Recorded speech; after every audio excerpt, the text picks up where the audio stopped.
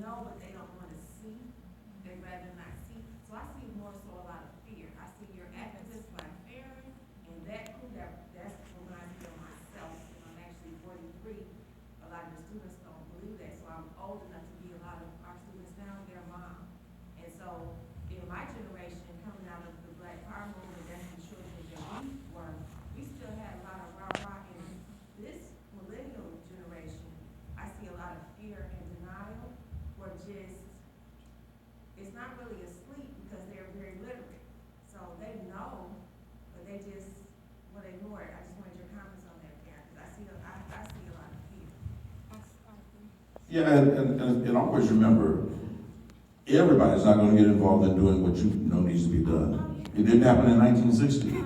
Anybody who was around at the time will tell you, oh yeah, me and Dr. King, and and a lot of them will be lying to you, because a lot of them were either afraid or just disinterested. Well, their parents were afraid, so they didn't. Right. I mean, their parents might have gotten fired from their jobs or whatever.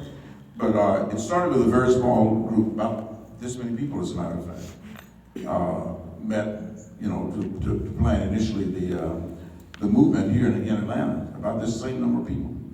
All right. So you can start with fewer people. All you got to do is find somebody of like mind and say, how can we do what we think needs to be done? And then each of you bring in somebody else, and before you know it, you got yourself a movement. But you got to start somewhere doing whatever it is you think needs to be done.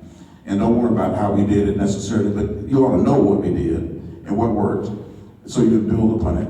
But don't be necessarily constrained by the way we did things.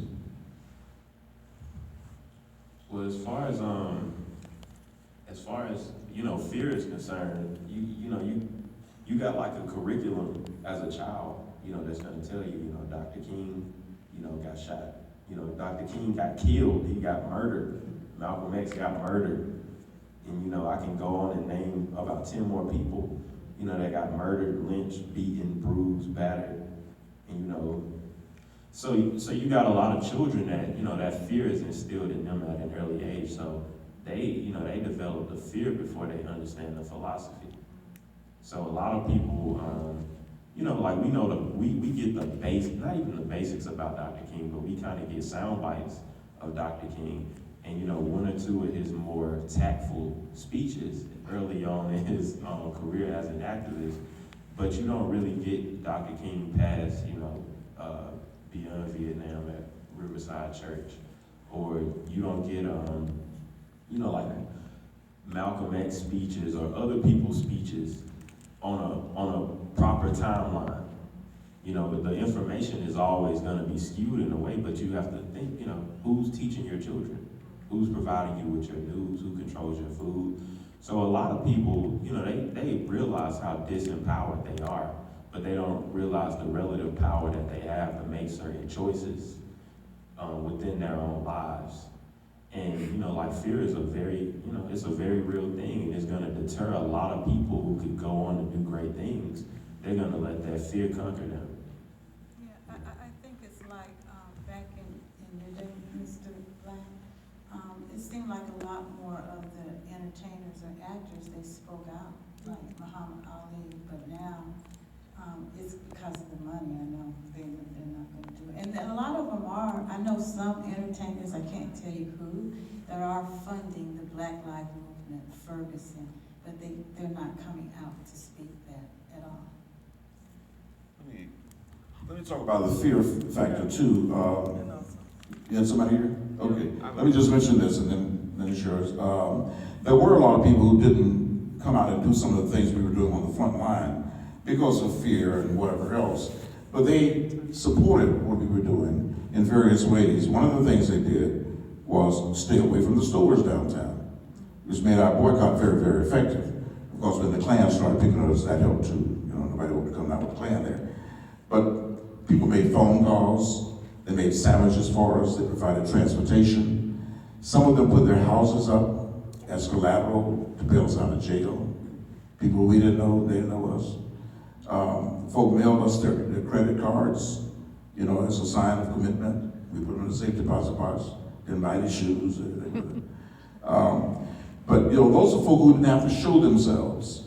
You know, you're not putting them at risk in any way. All they're doing is not shopping and making phone calls and sandwiches and transportation and things of that sort. So recognize the fact, again, that a lot of people doing a lot of different things over a long period of time is what's going to make things effective for you. Yep. My name is Avery Jackson. I'm a junior sociology major at Morehouse. What college is that? Morehouse and- Nationalist. And I was actually a part of the Hillary disruption that took place in Carolina. Wow, it doesn't seem like that long ago, but last semester. But my question is more on how do we bridge the gap between like conversational support and like actual support for people who are doing disruptions? Because one thing that we experienced on campus was a lot of backlash. Like the more backlash we got, the most backlash we got was from on campus and from administration, from professors, from other students, and it wasn't necessarily from outside of the campus. That's where we got the support. So my question is, how do we bridge this gap of, okay, we may disagree on methods, or we may disagree on how we're gonna get to the end goal, but how do we still show support in a way that still builds community? Because I think what we saw, and Donovan, he's a part of AHC Shut It Down as well, is a lot of like isolation. You know, we were pushed away from the campus community because we were willing to say something about how we felt. So how do we bridge this gap between, oh, we support you over here, and actually having a direct conversation of, we support you, let's be supportive? Well, a couple of responses to that. We got kicked off campus too. We had office on campus, and they wanted us to put the white folk out of the movement, and we refused to do that, so they kicked us off campus.